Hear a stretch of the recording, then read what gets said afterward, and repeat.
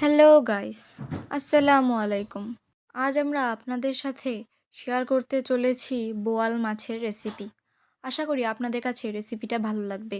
জন্য আমরা আদা বাটা, রসুন বাটা আর জিরা বাটা নিয়েছিলাম।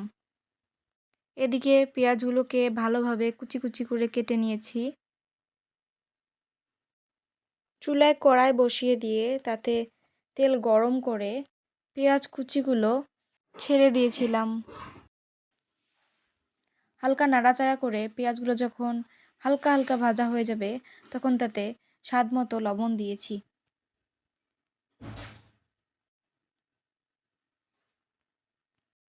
লবণ দিয়ে দেওয়ার পরে তাতে 1 চামচ পরিমাণ আদা বাটা আর 1 চামচ পরিমাণ রসুন বাটা দিয়েছিলাম। দেওয়ার পরে আবার ভালোভাবে নেড়ে নিয়েছিলাম। ভালোভাবে নাড়া হয়ে গেলে তারপর একটু ভাজা ভাজা হয়ে গেলে তাতে 2 চামচ পরিমাণ জিরা বাটা দিয়েছিলাম।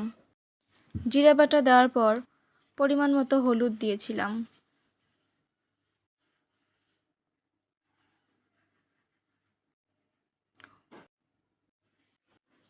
হলুদ দেওয়ার পর তাতে শুকনো মরিচের গুঁড়া দিয়েছিলাম।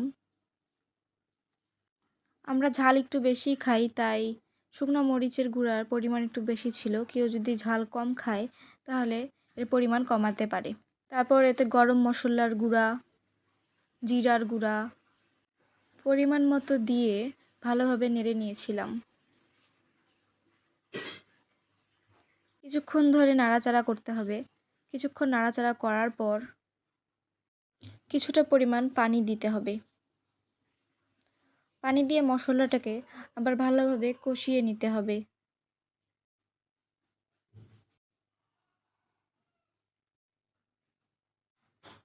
পানিটা যখন একদম শুকিয়ে যাবে, অর্থাৎ মশলাটা যখন একদম ভালোভাবে কষানো হয়ে যাবে, তারপর তাতে মাছগুলো একে একে ছেড়ে দিতে হবে।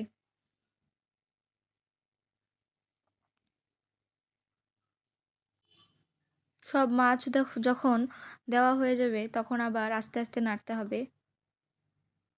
মশলাগুলোর সাথে আবার মাছগুলোকে ভালোভাবে কষিয়ে নিতে হবে। কিছুক্ষণ ধরে এভাবে নেড়ে চেড়ে নিলে মাছগুলো ভালোভাবে কষা হয়ে যাবে।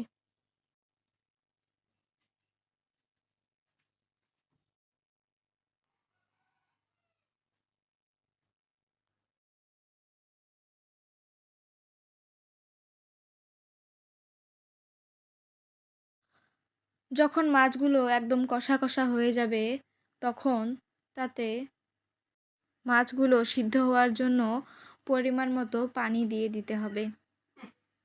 মাছগুলো যখন ভালোভাবে সিদ্ধ হয়ে যাবে তখন নামিয়ে পরিবেশন করবেন।